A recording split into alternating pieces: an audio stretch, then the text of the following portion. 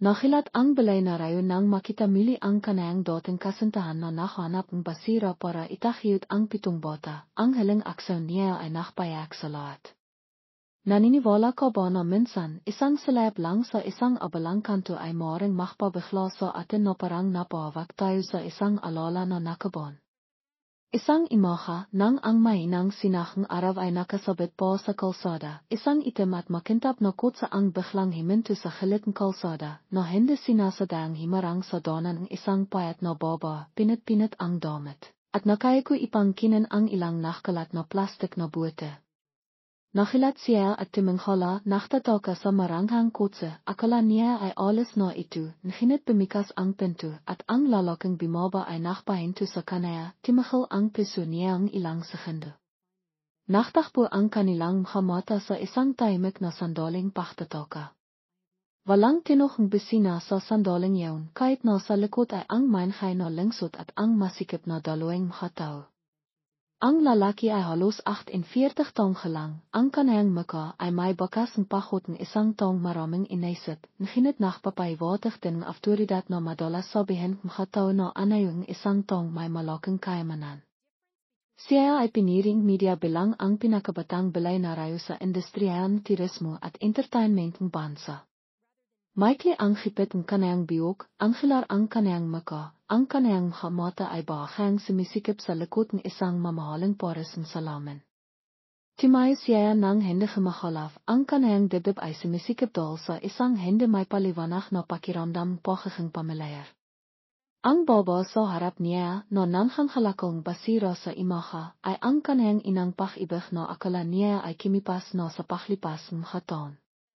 Mas payat siya kaysa noong kanayang kabataan, maitim ang kanayang balat, ang kanayang limang tsirt ay pinit na sa ilang lugar, ang kanayang sapatos na tela ay malapit ng matanghal ang sivilas.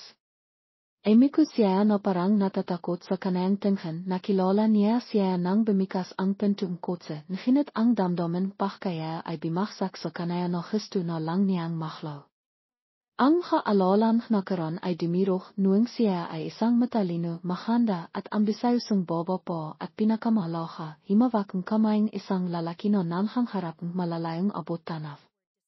Ang lahat niyon ay naklaw sa alikabok ng panahon na nakiwan katotohanan. Siya ay isang basirero na naktatakiyot ng pitong bota habang siya ay nakaupo sa trono bilang isang makapangyarihang balay na rayo. Paglabas sa mamahaling sasakyan na nakasuot ng maayos na site sa sandaling yaon, nakawan niyang pagkamain ang sarili, ngunit ang kanayang piso ay humihilo ng husto. Naalala niya nang malinaw noong siya ay isang estudyante, siya ay nakmamahalan na parang dalawang perpektong pirasong puzzle. Siya noon ay ang bautay ng Departamentong Panitikan, mahinaon ngunit handang pimasok sa mga aktibidad panlipunan. Siya naman ay nakalahan malaking ambisyon na maging pinakamayaman ipang makilala ng buong mundo ang kanayang panghalan. Pagkatapos ng pagtatapos, pimasok siya sa negosyo, sinibikan din niyang magtrabaho at mag-aral sa mas mataas na antas. Nakiwalay sila sa isang malabong away nang makpasaya siyang limayo habang gusto pa rin niyang manatili sa kanayang bayan. Imalis siya, walang panghako na babalik o animang parang pakikipag-ugnayan. Limipas ang taon, naranasan niya ang sapat, nakamit ang tagumpay, at pagkatapos ay hindi niya alam kung bakit sa edad na 48 siya ay nabibihay pa rin ng nag-isa. Na may kasamang imahe lamang panandalyang relasyon sa kapahayahan at kung paano makiking ang bihay niya, hindi niya alam. Balak na niyang tumalikod at imalis, ngunit ang buwete na nakakalat sa lipa ay himarang sa kanayang hakbang. Hindi niya gustong hayan silang humilong sa lahat ng dako ay miko siya ipangkinan ang bawat buwete, sinisibikang iwasan ang kanayang tingin, ngunit naksalita siya sa isang nakmamadaling paraan na parang natatakot siyang mawala sa karamihan. Ikaw pohan. Timahimik siya, kimakabok ang piso niya. Ang tinok na yaon, ang buses na yaon, paano niya makakalimitan kahit na imalanghav ito sa kanayang imahinasyon sa hindi mabilang na hobby. Ikaw nha.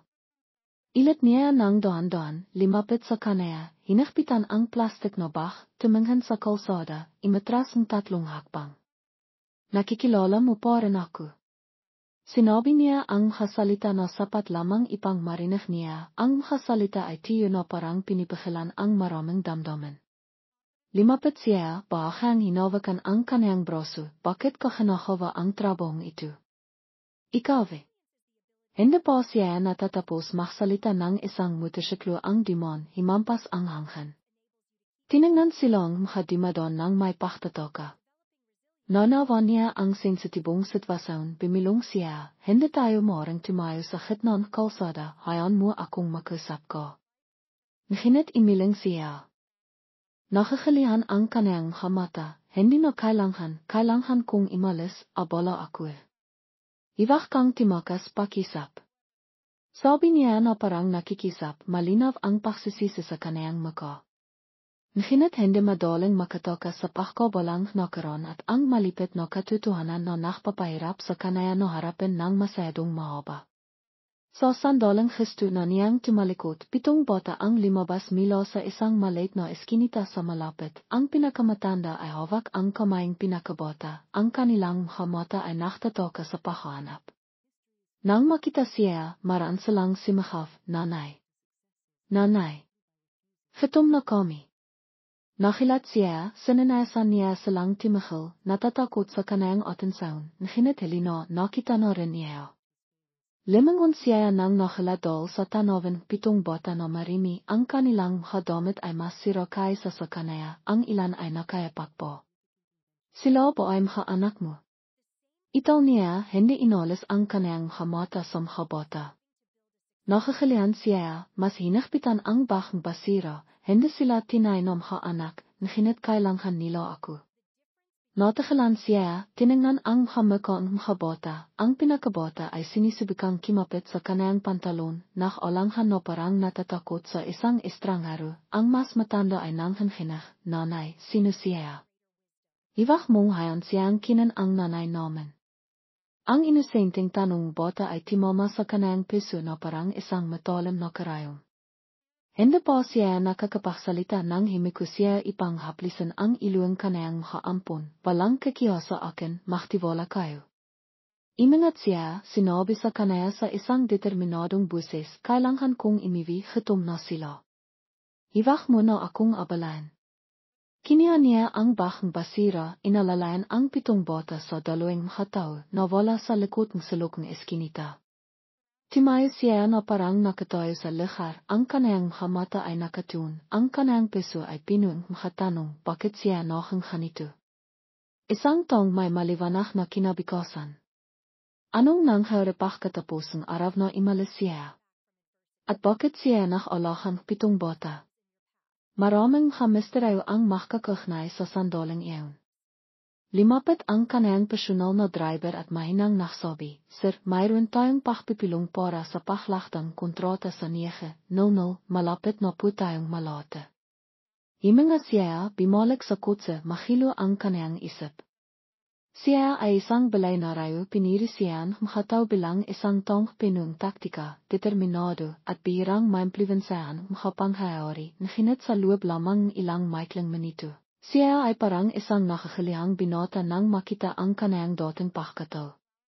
Nang imandar ang kotse, limanghon pa rin siya ipang tumingin sa eskinita kung saan siya nawala kasama ang 7 bata, isang kakaibang pagkabalisa ang imakayat sa kanyang piso, na parang hinawakan niya ang isang yichtong bihay na hindi niya dapat kalimitan.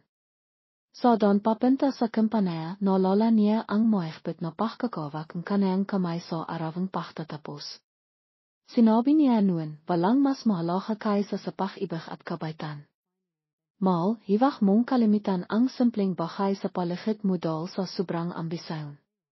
Timawa siya, inisip na masyado siyang inosente, habang sabik siyang lumipat ng malayo, ipanghayon ang kanyang inosenteng sarili ay miku ipangkinan ang basira ipang itahiyot ang mga ilila. Habang siya ay isang malaking boss na may kotse ipangkinan siya sa isang malawak na penthouse sa apartment. Ano ang nangyari pagkatapos ng paghiwalay na yayon? Hindi siya sigurado, nahinit alam niyang ang kanyang piso ay nakpapakitang hindi masabing pagsisisi. Himinto ang kotse sa harap ng skyscraper king sa nakatayo ang kanyang opisina, pimasok siya, sinisibikang pagilan ang hindi mabilang na damdamin ipang mohang malamig ang kanyang makatalat ng isang korporate direktor. Inabot sa kanyang sekretarya, isang masiglang baba, ang isang makapal na stak ng hafile ng himiti siyang pakikisama, ng hinit wala sa kanyang isip. Habang nakaupo sa mesa tungkol sa kontrata, ang kanyang mata ay walang kamalay-malay na naklalarawan pa rin iksinakang son siya ay miyiko ipangkinan ang basira, ang kanyang pahiro ay nakakawa, at ang pitong bota ay nakakapit sa kanya. Ang kanyang peso ay parang tinitisok ng dondong karayong. Bigla niyang napagtanto na may makabahay na hindi kayang litasin pera, mas tiyak, hindi niya naisip na kailangan niyang litasin ang mga ito sa pamamagitan ng peso at hindi isang $1 na numero. Noong determinado siya, pagkatapos ng paglakta sa kontratang ito, hanapin niya siya sa animang paraan. Ang distansya sa pagitan ng dalawang taon ngayon ay hindi lamang ilang blokeng lingsot kundi pati na rin ang isang psikolohikal na hadlang, isang traumatikong nakaraan. Ngunit hindi siya maring tumayo dahil kailangan niyang malaman bakit ang isang taong tulad niya noong araw ay walang kakilanghan ambisyon, ang kabaitan ay noong isang baba na nanghanghalakong basira. Sino ang pitong batang yun? Bakit siya tinatawag nilang ina? Halit pa rin kaya siya sa kanya para samhanahawa niya. Hindi mabilang na makatanong ang makakagnay sa kanyang isipan na naktutilak sa kanya ipang kimilos. Imalit siya sa maalahang pagpipilong na may kakaibang pagkabalisa. Nilakta niya ang hindi mabilang na $1 na mkadial, nakbigaying makakandang talampati sa harap ng dondong shareholders. Ang kanyang peso ay hindi kailanman timibok ng mabilis tulad ng ngayon. Palit-ilit niyang inilit ang makatanong sa sarili, ano ang pinaktonan niya? Bakit kailangan niyang manghalakong basira para itakyut ang pitong bota? At sa nakmila ang pitong bota? Sa kanayang pagkailo, nakmadali niyang sinabi sa kanayang sekretarya na alisin ang lahat ng susunod na appointment, isinyut ang kanayang quote at imalis sa kasali. Kailangan niyang hanapin siya na parang kung hindi niya alisin ang pagkabigo na ito ay mababalif siya. Tinala siyang driver pabalik sa lugar na pinintahan niya kaninang imaha. Ang maliit na eskinita ay pinuparing tipikal na enghay, amoying isok mila sa makakisina at makakalsada, ang makahanayang apat na palapak na bahay ay makakasiksikan. Bimaba siya sa kotse ng makisa, sinabi sa driver na patayin ang makina at maghintay sa diluang eskinita. Pimasok siya sa loob, ang kanayang mamahaling sapatos na katat ay natakpan ngayon di minakimalat. Ang nakatitinda sa kalsada, ang babaeng nakdadalan makakalay at pritas ay tumingin sa kanaya ng kakaiba, isang lalaking nakasuot ng maayos ang pimasok sa lugar ng pahawaking son ang lahat ay nakadamit ng simple. Himinto siya sa tabing isang matandang baba na nakaupo at kimikihan makakalay sa tabing sulok ng pansamantalang merkado, makalang na naktanong, gusto kong maktanong, mayroon bang isang tao dito na nakhanghalang? Siya ay makaapat na ilang taong lang nakalaha ang maraming bota. Tumanhala ang matanda at simimangot, ang baba bang nanghanghalakong basira. Masado siyang naktirisa, inalahan ang isang buong hripong makaampon. Bakit mo siya hinahanap? Nahimiti siya ng pilit, ako ay isang 5 kaibigan na gustong bimisita, maaari mo bang itiro sa akin kung saan siya nakatira? Nakalanlangan ang matanda na parang gusto niyang sirin kung maasahan siya, ngunit tinitingnan ang kanayang taos pesong hitsira, mainhat siyang emiko at itiniro ang kanayang kamay patungo sa mas malalim na eskinita, dimiretso ka. Limiko sa kaliwa, mayroong isang 5 apartment, kwarto number 3. Nakpasalamat siya at suminot sa mga direksyon.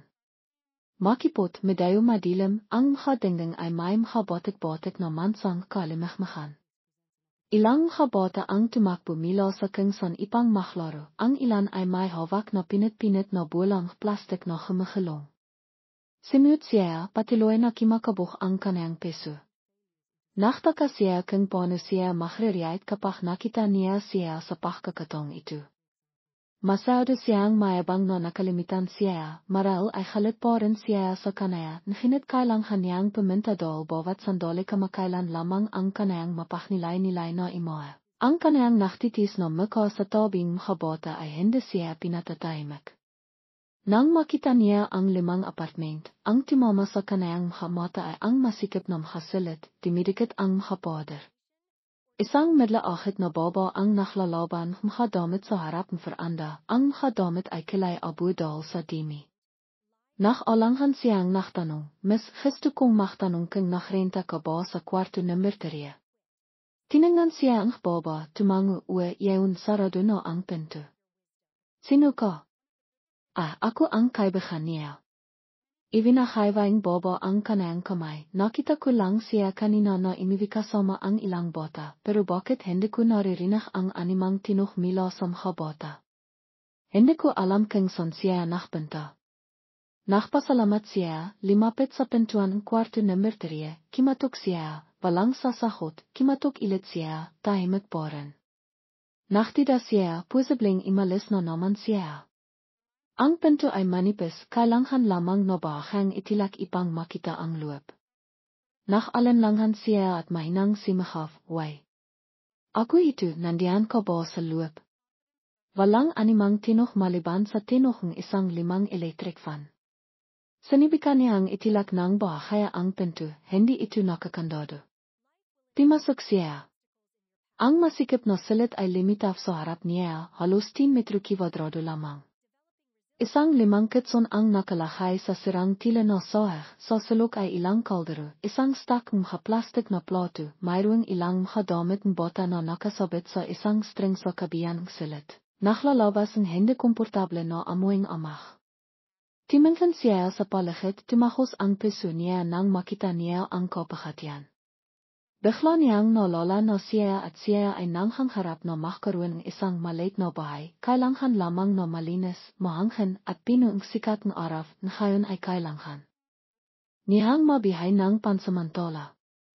Limalakat ng ilang hakbang, napaktanto niya ang isang 5 larawan na nakadikit sa dingding, ang plaster ay nahilok sa ilang lugar. Ang larawan ay dilaw na, ngunit nakita niya na siya ay kininan larawan sa kanayang halingtaon sa kolehiyo, ipinilipot niya ang kanayang braso sa kanayang balikat, na nakangiting maliwanag sa harap ng hating paralan. Naalala niya nang hindi sinasadaya na sinabi niya noong araw na iyon, kahit na lumipas ang oras, naniniwala pa rin ako na magiging matatag tayo, basta tiwag mo akong kalimitan. Nakilat siya sa pagkakaiba, siya noon ay walang laman ang makakamay ngunit pinuang makahandang pangharap, siya ay mahanda sa kanayang piting damit, habang siya ngayon ay isang bilay na rayo, siya ay isang nanghanghalakong basiro. Itinos niya ang kanayang kamay at hinawakan ang larawan, isang damdamin awa na may halong pagsisisi ang imapaf sa kanayang piso. Biglang may maka-epak sa labas ng pinto. Lemangon siya, nakatayo siya doon, hawak ang isang plastic na bag na naklalaman ng ilang pirasong 5 tinapay. 7 bata ang tahimik na nakatayo sa likod niya, ang isa ay hawak ang kamay ng isa pa. Nakilat siya, bakit ka nandito? Ang kanayang buses ay may bayad ng halat. Hindi niya alam kung ano ang sasabihin, mahina lamang na sinabi, himihingi akong pamanin sa kisang pagpasok sa silid, ngunit gusto talaga kitang makita, kailangan kong malaman kung anong nangyari sa iyo. Ibinawa niya ang hapirasong tinapay sa sulok ng silid, sininayasan ang habata na imipo sa kitson. Ang habata ay palihim na tumingin sa kanaya na may mahamatang pagkamasisa na may halong takot.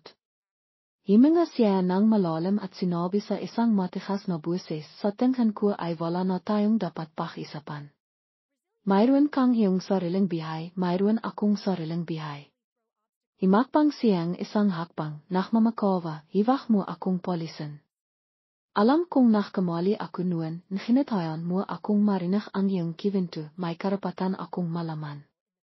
Tumingin siya sa kanaya na may liha na parang lahat ng damdamin na pinipakilan ay gustong sumabog, pagkatapos ay imipo siya ng dahan-dahan sa sahig na nakasandal sa dingding, kung saan tahimik pa ring saksi ang 5 larawan. Binatu niya siya malengkot na tingin, sige kung gusto mong marinig, sasabihin ko sa iyo at pagkatapos ay alis ko. Tahimik siyang imipo sa tabi niya, habang ang 7 bata ay nakikimpilan sa paligid, ang ilan ay sumandal ang kanilang ilo sa isa't isa. Ang isa ay sinisibikang tumayo sa kanayang daliring po ipang makita kung ano ang gagawin ng dalawang matanda. Sinimilan niya ang kiwento sa isang nakiti na pinong kapitan.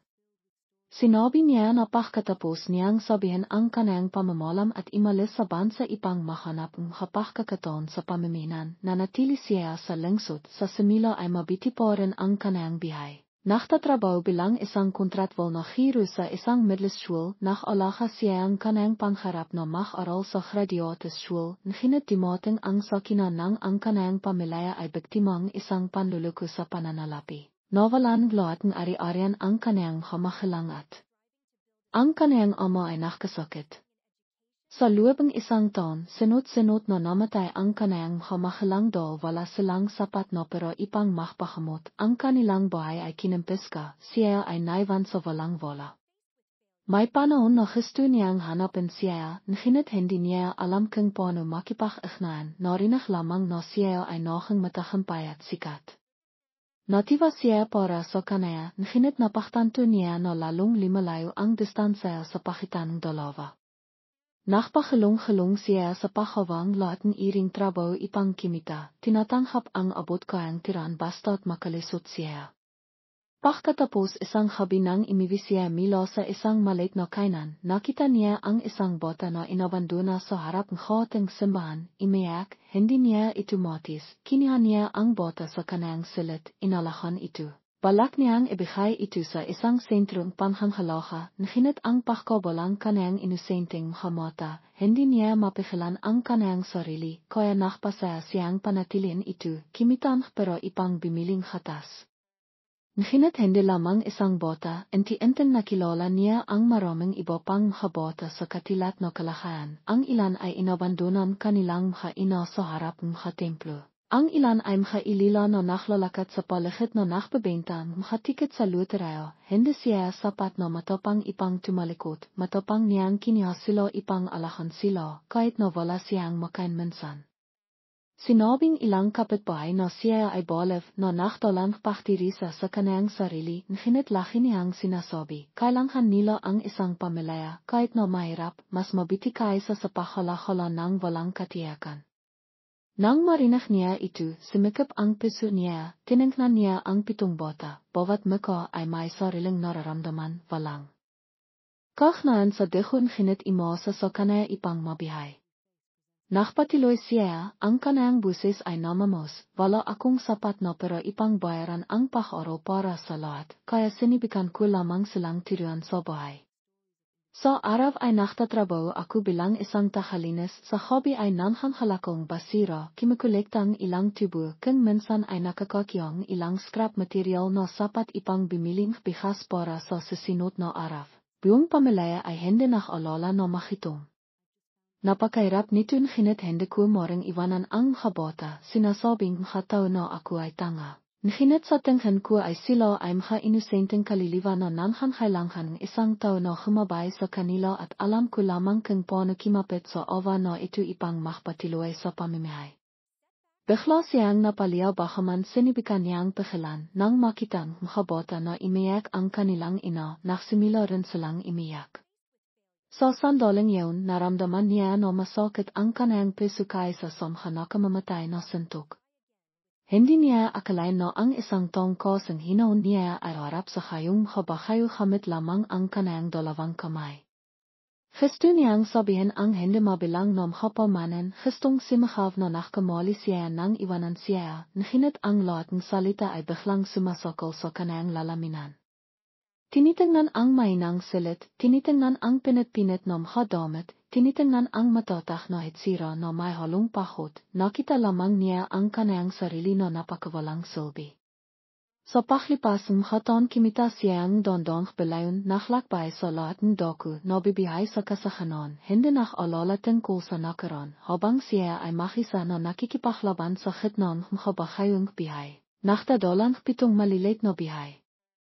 King ang bihay ay isang balanse, mayaman siya sa pera, mayaman siya sa kabaitan, sino ang talahang karapat-dapat.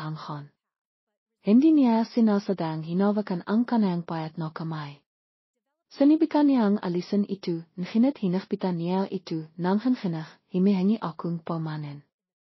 Dapat ay bimolik ako kahit na ipang ibahagi sa iyo sa panahon pahirap. Nahimiti siya nang nakakapanghitaya, binawi ang kanayang kamay, helino ipang sabihin iyon ngayon, nabibihay ako hanggang ngayon sa pamamagitan ng aking sariling pagsisikap, hindi imasa sa siniman, hiwag kang mawa. Imiling siya, pinuing pagsisisi, hindi yun awakande pagsisisi. Gusto kong bayaran. Timayo siya, bayaran. Sa tingin mo ay ilang popol na pero o isang maranghang bahay ang makapagpapawi sa lahat ng pinsalang naranasan ko. Kawawa ang habota, matutilinghan mo ba sila? Nhinatiwag mo akong hawakan, hindi ko kailangan. Nakpimilit pa rin siya na may mapilang hamata, maniwala ka sa akin, hindi ako nakpabalak na silan kong pero gusto ko lang na ikaw at ang iyong anak ay magkaroon ng isang bihay na mas hindi ganong kairap. Pakisap na iwag mo akong itilak bilang isang estrangero. Ikinabli niya ang kanayang maka ipang pinasan ang haliha, sumilap siya sa habota, makakatabi silang nakupo at pinakmamastan ang kanilang ina at ang lalaki na naktatalo sa pamamagitan ng kanilang hanak-olalang mata.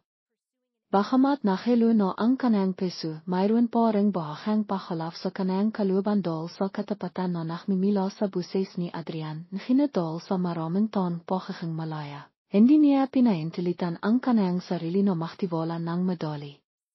Bimintong hininga siya, sige, kung gusto mong talanghan ang habota, hindi ako hadlang, nhinatiwag mong asahan na makpabaho akong bihay, sanay na ako sa hirap. Sinibikan ni Adrian na pagilan ang kanayang imusaon, ayaw niyang pilitin siya, alam niya na pagkatapos ng napakaraming sakit, kailangan niya ang panahon ipang tanghapin ang animang pagbabaho. Bimaling siya sa 7 bata, mahinang naksalita, mayroon bang nakakitom sa inayo? Tito ay hindi, maring anayahan ni Tito Adrian ang habota sa isang masarap na pagkain. Ang pinakamatanda ay tumingin kay Adriel na parang himihanging paintilot tahimik siyang tumangon ng bahaya. Nakliwanag ang hamatan ng habota na may pag-asa, nahiya silang sumagot, makakakain po kaming masarap eh. Gusto nang mayak ni Adrian nang marinig ang inosenteng tanong, dahil para sa kanila ang isang masarap na pagkain ay tiyak na isang liw. Inakay niya ang lahat kasama si Adriel palabas ng apartment. Inihip ang hangin sa labas patungo sa eskinita, ang hadon ay himihinga ng mahina. Nakmangkay siyang isa kay ang buong pamilya sa sasakan, nhinatumanghas si Adriel, sinasabing malapit lang naman, mahlakat na lang sila papunta sa kainan sa dilung kalaya. Hindi na siya nakipaktalo, sa minut na lamang siya. Sa buong don, ang habota ay makakatabi at natatakot na mawala, mahigpit na nakawak kamay. Tahimik na nahlakat si Adriel sa tabi ni Adrian, hindi nakpapakitang labis na pagiging palakaibigan, ni hindi nakbibitiw ng salitang nakpapaiwatig na limayo siya. Pinakmamasdan ng dimadon ang eksena na may pagtataka, isang lalaking nakasuot ng mamahaling sait na naklalakat sa tabing isang mayrap na baba at isang hripung maririming bota, isang hang kakaibang tanawin. Nhinit hindi alintana ni Adrian, naramdaman lamang niya ang init sa kanayang peso na parang bawat hakbang ay nahilom ng isang bahaging alala na nakalimitan niya. Ang hripo ay naktingo sa isang simpleng kainan na matatakpian sa mismong harap ng kalaya, 5 bibong na aero, pader na natatakpan ng poster, isok mila sa kisina na may halong amuing potes, mabangong amuing pahlilito. Nang makita ang habatang pinit-pinit ang damit, bahagang nakalala ang may-aring kainan, nhinit nang makita si Adrian na nakasuot ng sait, bigla siyang humiti at naktanong, ano ang gusto nilang orderin? Naiyang tumayo si Adriel sa may pinto na parang natatakot na madimihan ang lugar kapag pimasok. Inilaot ni Adrian ang kanang kamay at sinabi, pimasok kayo, hiwag kayong maya, dito tayo ipo. Napansin niya ang pag-alinlangan sa mukha ni Adriel, hindi siya sanay tumanghap ng pabor, nhinit sa hili ay inakay niya ang habota papasok. Kitang-kita ang pagiging tensing makabota na selang imipu sa dalawang pinagsamang masang bakal. Mahinang inabot ni Adrian ang mini, ngunit hindi ito binuksan ni Adriel, mahina niyang sinabi, kailangan lang nilang isang mangkok ng kanin, konting sabawang gulay, hiwag kayong mag-order mamahaling pagkain. Nang marinig yun, labis na nawa si Adrian. Ngimiti siya sa makabota, ngayon ililibre kayo ni Tito Adrian, kahit anong gusto na ng kainin. Timanhan ang makabota kay Adriel na naghihintayang kanayang pahintulot, baka kaya lamang siyang tumango, kaya na silang mag-order. Sa ina, sinabing pinakamatanda, siguro isang plato lang fritrisse para sa akin, ngunit akat na nagtanong si Adrian, gusto mo ang karne o isda? Gusto mo ang dagdag na stir-fried vegetables? Nagkatingnan ang makabota, nagliliwanag ang kanilang mga mata na may pananabik na para bang ito ang inang pagkakataon sa kanilang bihay na makakakain silang masarap na pagkain ng walang pag-alala. Ang pagkain ay pinung imusaon, ngeminhiya ang makabota sa bawat sibuang kanin, kimikihan bawat pirasong karne na may kimikislap na mga mata na parang natatakot na mawala ang lahat. Si Adriel na nakaupo sa tabi ay tinsiparan, ngunit tahimik din siyang nagpapasalamat kay Adrian, kahit hindi niya ito sinasabi. Si Adrian naman nakaupo lamang doon at naramdaman niyang bimahat ang kanang peso. Bilong niya sa sarili na nun siya at si Adriel ay nanghako na makakaroon silang isang tahanan, sama-sama nilang pakatyan ang masasarap na pagkain, ngunit ngayon nakaupo siya rito at nasasaksihan kung gaano kahirap ang kanang bihay. Hanggang sa pinto na ang isang pagkain ay pinung pasakit. Sa kalahitnaan pagkain, tinignan niya si Adriel, tumahon siyang malayo at mapanglaw na tingin, gusto niyang magtanong marami, gustong magbigayng olive, ngunit kahit isang maling salita ay magpapasara mili sa kanang peso. Maya-maya, besok na ang makabota na mila ang kanilang mukha. Hinawakan pinakabota ang kamay ni Adriel, inay, maaari ba akong himinging dagdag na sabaw? Tumango si Adriel, balak niyang tumayo, ngunit tinawag na ni Adrian ang may-aring kainan ipang magdala nito. Sa kaniyang isipan ay may init na nakakabli, tulad ng sinahang araw na tumataho sa madilim na siwang.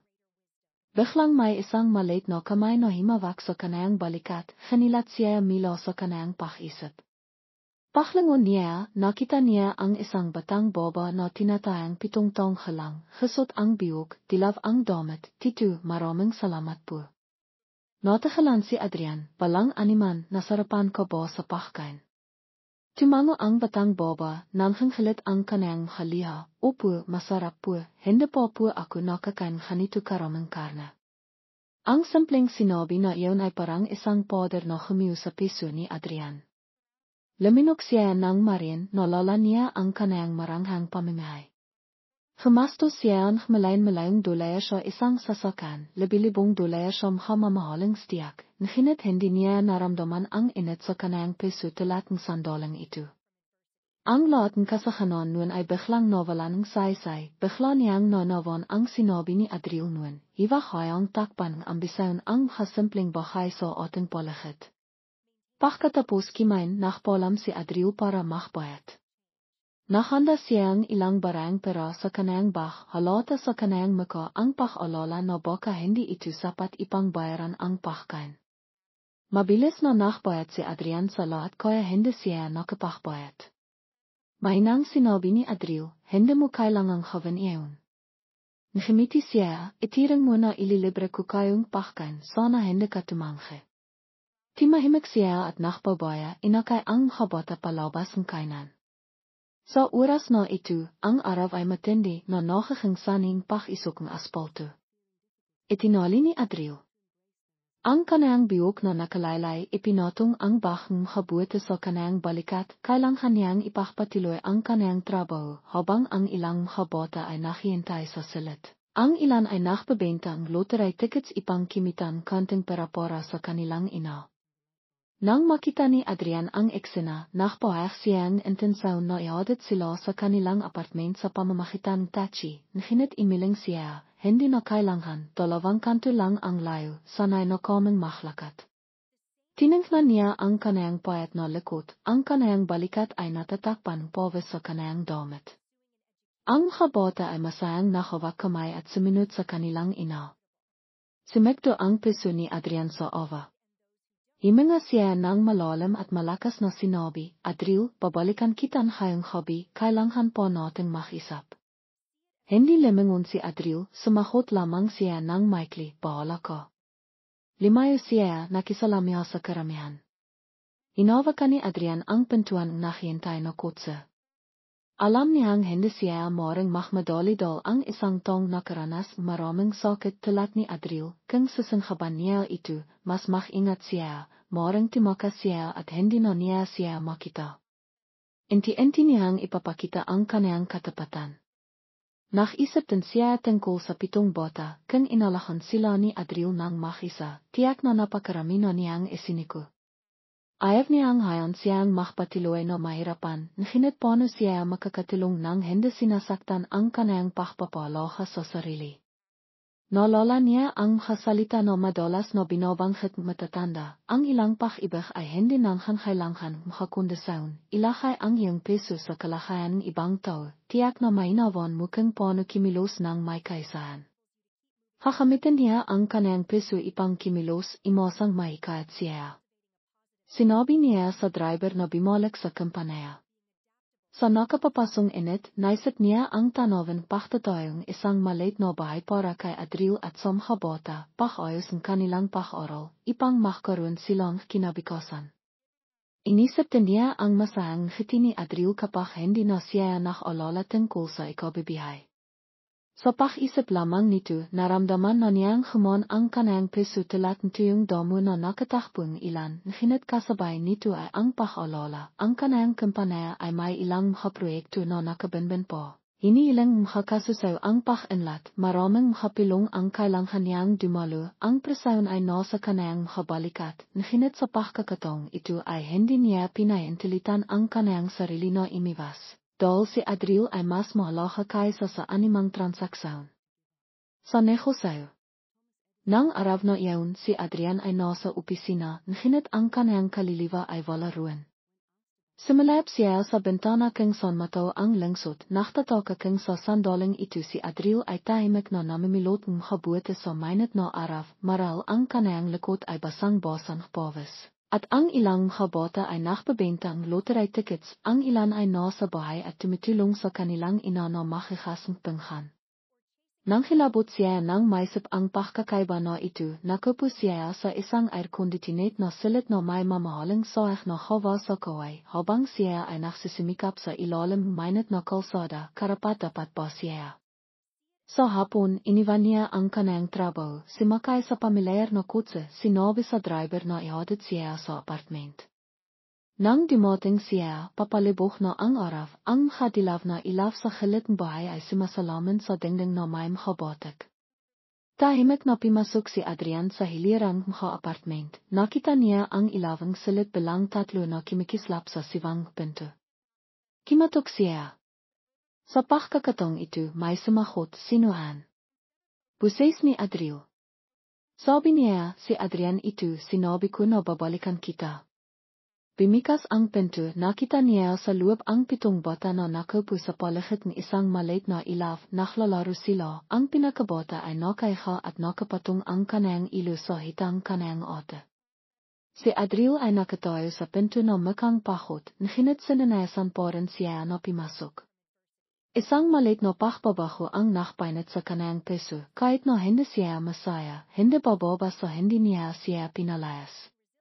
Tinignan niya ang silid na mahilo pa rin, ang 5 kitson ay nasa isang sulok, ang mga plato ay hindi pa naihasan. May nang sinabi ni Adriel, tumayo kayo at patin ninayo sa tito. Masayang bimati ang mga bata, mas masaya sila kaysa kaninang imaha, marahil dahil sa inang masarap na pagkain pagkatapos maraming araw. Inipo siya sa sahig na karap si Adriel, tahimik siyang nakapamayvang, tahimik na naghihintay ang kanyang maka. Bimintong hininga siya, naramdaman niya ang pag-akyat ng damdamin. Nakisip siya sa buong araw, hindi niya maringhayan siya at ang mga bata na mabihay ng ganito, begin siya ang pagkakataong tumulong. Hindi siya paminta ipang magbigay, ngunit talagang nais niyang magbahagi. Tinignan siya ni Adriel at bahang gemiting malingkot, hende baat marami kang proyektu, mayroon kang trabaho, wala kang oras ipang alalahanan ang aking mga problema, at ako at ang mga bata ay sanay no sa pansamantalang sitwasyon ito. Iwag mo silang begin pag-asa at pagkatapos ay begin sila. Nakilat si Adrian sa mga salitang pinuing pagtitida, mabilis siyang nakpaliwanag, sa totoo lang, imanlat no ang kampanay ko, maaari kong ayusin ang oras. Nakisip din ako tungkol sa pagtatatag ng isang pondo ipang suportahan ang mga ilila, hindi lamang para sa iyong mga anak kundi para sa maraming iba pang kalagayan, nais kong humawang isang bahay na makabilihan. Bahang nakilat si Adriel sa ideyang isang charity fund, isang panandalyang emosyon ang dimon sa kanayang mga mata, ngunit maingat pa rin siya, kung ano ang gusto mong gawin ay iyong bahay tungkol sa akin. Nais ko lamang na ang mga bata ay magkaroon ng sapat na pagkain at damit, hindi ganong magkasakit, hindi ako nang khas na mangharap ng mata sa mga nakarang taon.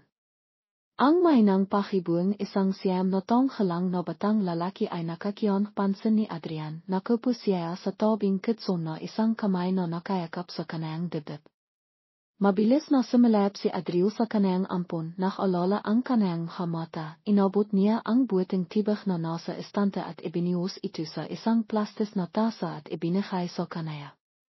Ahat na iminingkay ni Adrian, kung may sakit ang anak mo, dapat siyang dalhin sa doktor, hiwag mong hayang limala ang kanayang karamdaman. Imiling ang batang lalaki, okay lang ako.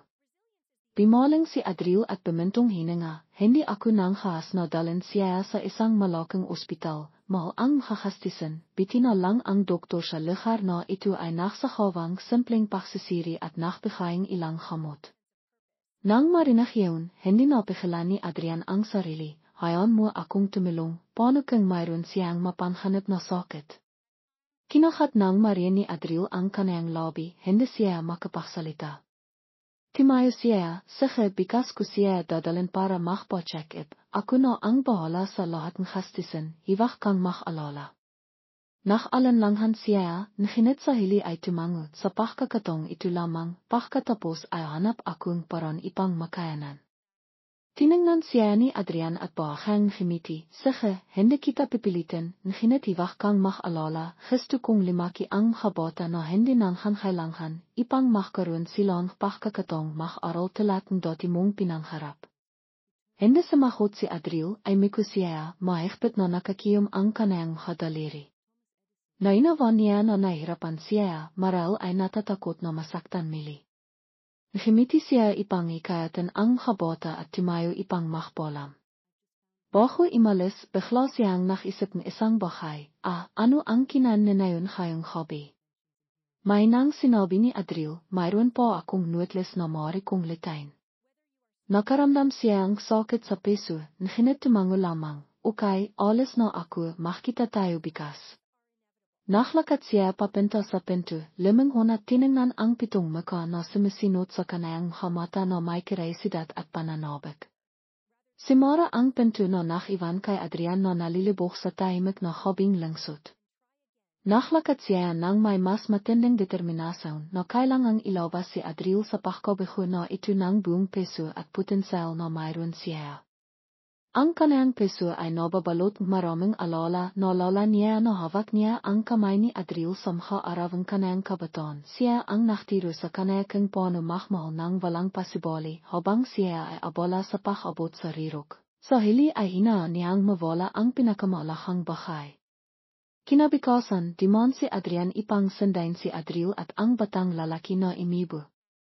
Nakalanlanghan siya na sumakay sa kotse, nginidol pakot ang bata, sa hili ay binihat niya ito at sumakay sa lakirang ipuan. Pagdating nilang 8:00 imaha sa isang medayo mahandang pediatric clinic sa Doventoven area. Sa ina, nagtanong ang doktor tungkol sa insurance card tungkol sa relasyon.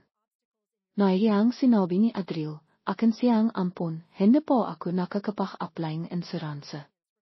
Ahat na pinakalma siya ni Adrian, okay lang magpabayad ako ng direkta. Tiningnan siya ni Adriel, ang kanayang mukha ay bahang nababalot ng pagkabalisa, marahil ay hindi po siya sanay na may ibang nakbibigay. Bahaya lamang siyang gimiti at tumango ipang matiyak sa kanaya. Seniring doktor ang batang lalaki at natiklasan na mayroon siyang talamak na pamamaga ang lalaminan na maaaring imanlat sa bronchitis kung hindi ito taliyang makakamot. Nakalalang nagtanong si Adriel, mao ang kamot. Sumagot ang doktor, kailangan isang kusyong pakamot na may kasamang nutrisyon ipang mapataas ang resistensya. Timango si Adrian, sige kahit ano basta humaling ang bata. Gustong magpasalamat ni Adriel ngunit parang naninikip ang kanayang lalaminan. Naalala pa rin niya ang araw na nakasakit ang kanayang buong. Pamilya walang siyang pero ipang magpakamot kinailangan niyang ibenta ang lahat ng kanayang alas. Himiram kang sonson ngunit hindi pa rin niya nailigtas ang kanayang kamahalang. Ang sakit na iyon ay nananatili hanggang ngayon. Naramdaman niyang malit siya, habang si Adrian ay masyadong mapakbigay, natatakot siya sa pakiramdam na nakatang sa kanaya, dahil natatakot siyang biglang mawala mili. Pagkatapos ng pagsisiri, inanayahan ni Adrian si Adriel at ang batang lalaki sa kalapit na supermarket ipang bimiling ilang tunay. Nakatibili siya, ngunit nang makita niya ang kanayang ampon na imibo pa rin, tumango siya at pimasok. Ang supermarket ay maliwanag at nakasisilaf, iba sa kadiliman sa apartment. Tiningnan ng batang lalaki ang estante ng mga sweets at nakita ang mga stack ng milk packs na mimiyo sa kanayang mukha ang pananabik. Balaksan ang bimili ni Adriel ng 1 kilong bigas at isang buweteng fish sauce, ngunit idinagdag ni Adrian ang iba't ibang iring karne, isda, gulay, gatas, tinapay at sariwang pritas sa basket. Nahilat si Adriel, bakit ka bimiling ganito karami? Saan ko ito ilalagay?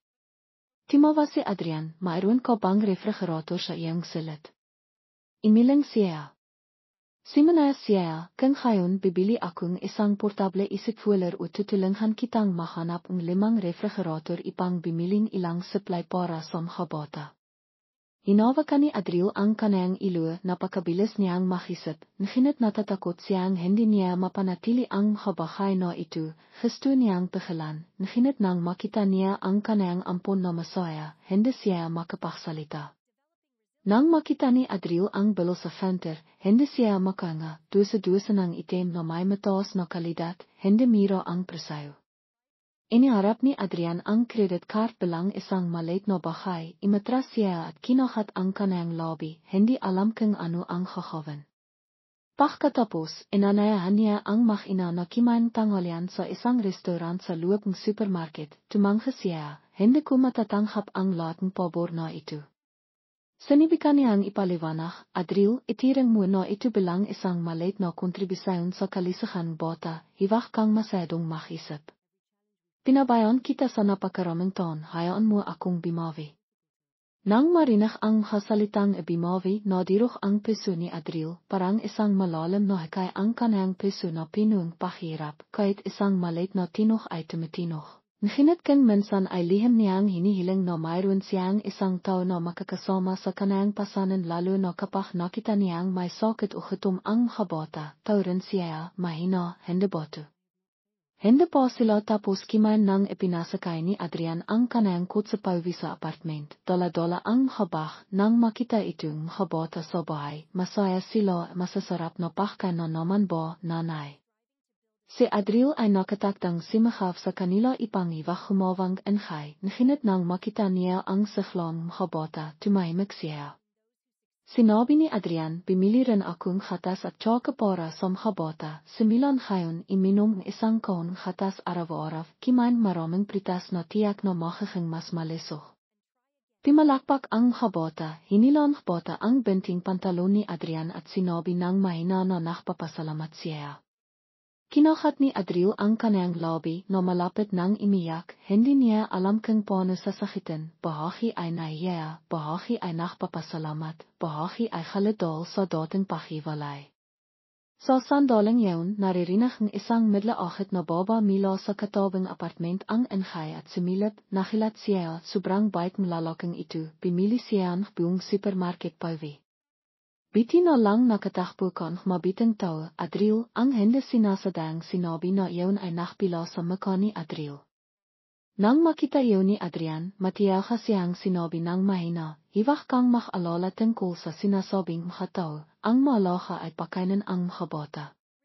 Tahimik siyang nakayos ng kakamit, tinignan niya ang salit at nagkaroon ideya at Adriel, kung masikip dito, matutulungan kitang makrenta ang ibang lugar na mas maliwag at malinis, hindi bababa sa magkaroon espasyo ang mga bata. Alam niya na ang isang mirang apartment ay medyo mira, nang marinig ito, imilang si Adriel, hindi ko kayang magbayad ng mamahalang ipa. Ngimiti si Adrian, ako na ang bahala, itirang mo na isang bahay ang ibinibigay ko sa mga bata. Sumagot siya, sinabi ko na sa iyo, hindi ko kailangan limos, kung gusto mong mag-ambak ka sa mga bata, hiwag mo akong isama. Bemintong hininga siya kung makrenta ako at hayon ang mga bata na timira ruan, kailangan mo lang silang alahan tulad ng kinakawa mo ngayon, o kailang ba?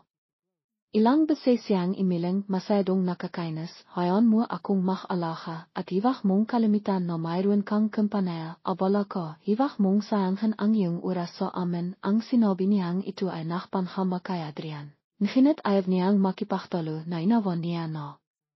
Kailangan ni Adriel oras ipang tanggapin ang suporta, abala ang mga bata sa pagsisiyasat ng kapahkan, tahimik na nakpapasan mansanas at tinapay, nang makita niyang masaya sila, nasiyaan na rin siya.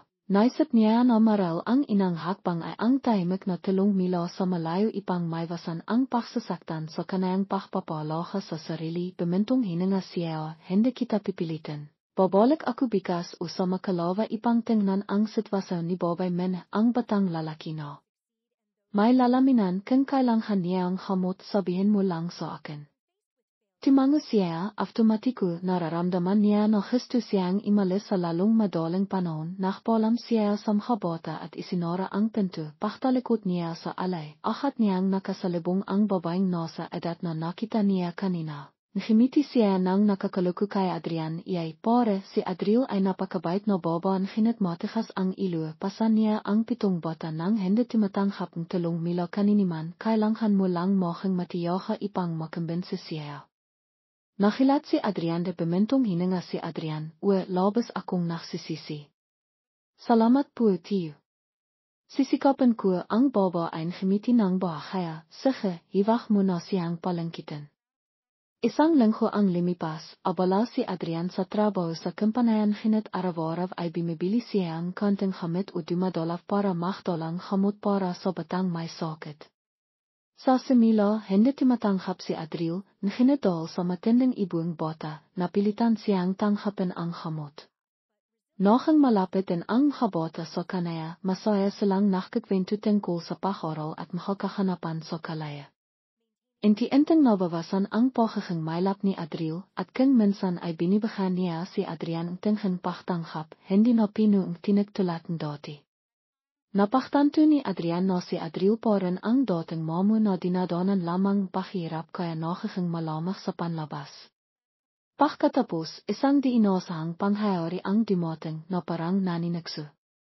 Biglang nagkaroon mataas na lagnat ang bata sa kalagitnaan hobby, himihingal, at mapitla ang maka.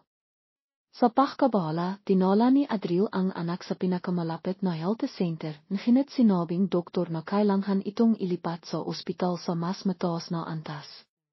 Halos alas 2 madaling araw nang hinginig si Adriel na nakatayo sa harap ng ospital sa gitna ng mahinang ilan, hindi alam kung saan kikihang para sa mga papeles. Nakakalihan, niyakap niya ang bata na sobrang init sa kanayang kamay. Ang hatinohong sirinang ambulansa ay patuloy na imalang havnhav na lalong naktilot sa kanayang takot. Pagkatapos, tulad likas na ihali, pinindot niya ang telepono ipang tawagan si Adrian. Matagal bago sakitan ang telepono, isang antok na buses ang nagsalita, sino ito? Simangot si Adriel, ako ito, may lagnat ang anak ko. Sabing doktor kailangang hospital, hindi ko alam kung ano ang gagawin, hindi pa siya tapos magsalita nang marinig niyang nakmamadaling sumagot si Adrian, nasan ka? Hintayin mo ako, pipinta ako agad. Bahaghang timibok ang kaniyang peso. Kahit papano nakaramdam siyang kapanatagan nang malaman niyang mayroon siyang masasandalan kahit pansamantala lamang. Hindi niya maintindihan kung bakit siya timawag kay Adrian, marahil dahil sa kaibitiran kanang peso ay naktitiwala pa rin siya o naalala ang dating pagmamahal. Pagkaroon 15 minuto, isang sasakyan ang himinto. Lumabas si Adrian nang hindi na nakabala pang makbayang, tumakbo ipang akapin ang bata. Sa pagkabigla, tinignan niya ang batang novelanang malay sa kanyang mukhabisig. Agad na dinala ni Adriel ang bata sa emergency room at nakpimilit na ipahawang doktor ang kinakailangang pagsisiri. Ibinigay ni Adrian ang credit card at sinabing, gawin ninayo ang lahat para iligtas ang bata. Nang masaksihan ang eksena, napaliha si Adriel. Naramdaman niya ang tahimik na pagpisol ni Adrian sa kanyang kamay na para bang nagsasabi, hiwag kang mag-alala, nandito ako. Bandang alas 3 madaling araw tinirikan ang batang drip at inobserbahan. Si Adrian at si Adriel ay magkasamang nakaupo sa labas sa waiting area. Ang malabong ilawang pasilayo ay nakpatingkat samha mukha nilang hindi may paliwanag na damdamin. Nanghinginig si Adriel dahil sa pag-alala. Ipinatong ni Adrian ang kanyang yakit sa kanyang balikat. Hindi na tumanggi si Adriel at mahinang nakpasalamat. Malimanay na sinabi ni Adrian, ayos lang, sabing doktor kailangan lang obserbahan, magiging okay ang bata. Hiwag kang masyadong matakot. Kimirap si Adriel, alam mo, natatakot akong mawalan isa sa kanila na parang nawawala na rin ako. Hindi ko kaya ang pakiramdam na yaon. Hinila ni Adrian si Adriel ipang isandal ang kanyang ilo sa kanyang balikat na intindihan ko. Sasamahan kita, sasamahan ko kayo. Mainang sumandal si Adriel kay Adrian. Tahimik siyang imiyak, ang lahat ng halit na dating bimabalong ay pansamantalang nawala, ang natira na lamang ay ang nakapapanatag na init. Nakimaka na nang bimaba ang lahnat ng bata. Pinayagan sila ang doktor na pimasok. Nakitang batang nakmilat ng kanayang hamata ang kanayang ina at si Adrian na nakatayo sa tabi niya. Nakimiti siya ng mahina. Hinawi ni Adriel ang biyokang anak at naksalita ng pos, tinakot mo ako. Tinangnan ni Adrian ang bata at napahipa ang kanayang kalooban nang mapansin niyang nabawasan na ang panlalabong mata nito pagkatapos ng panhanep. Binalanghan ni Adriel si Adrian at bumintong hininga, salamat, kung hindi dahil sa yayo, hindi ko alam kung ano ang gagawin ko.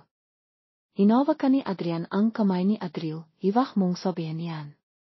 Marami pa tayong oras para makabawi. Hayaan mo akong makbahaging pasanin.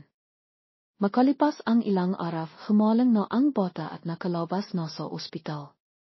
Madalas pa rin di madalap si Adrian kung minsan ay nakdadalang pakkan para makpalakas kung minsan ay bimibiling ilang damit. Bagamat nanatili siyang tahimik, hindi na niya masyadong tinatanggihan si Adrian. Ang 7 bata ay malapit na rin kay Adrian, na lachang himahaplos sa kanilang ilo, nakbibigayang candy at nakapagpapatibay na salita.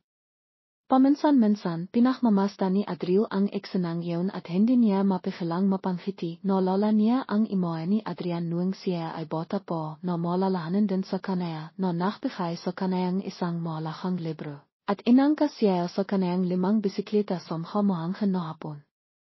Isang araw, nakatanghap si Adriel balita mula sa may-aring apartment na babawian na nito ang lugar na nakita sa lahat ng kaimipa na imalis sa loob ng isang linggo. Nakakahilo si Adriel, hindi alam kung saan hanap ng ibang lugar na kasing mira nito hinit kayang paklakan ang 7 bata. Nakalala siya at hindi nakatilok ng ilang gabi, nakalangan kung dapat niyang hilinghan kay Adrian na makialam, hinit ang kanayang pagmamatos ay nakitayog sa kanayang makatibili. Kinabikasan, habang nakakilihan pa rin si Adriel, biglang limitaf si Adrian, na may dalang isang makilив na ngiti. Narinig niya ang balita mula sa kapitbahay at akat niyang nanawan na mahirapan si Adriel.